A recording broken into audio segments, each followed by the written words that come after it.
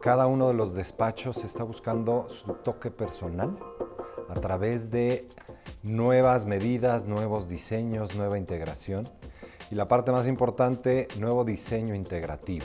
Es trascendental buscar nuevas formas de mejorar la calidad de vida y el menor impacto en la construcción. Yo creo que los jóvenes ahorita lo que tienen que buscar es innovar, imaginar, adelantarse, estudiar, hacer investigación para que se puedan lograr mejores proyectos y con mejores clientes. Los clientes ya no buscan lo tradicional, las cajas aburridas, buscan la innovación, buscan las cosas diferentes, buscan una forma de mejorar y de ahorrar.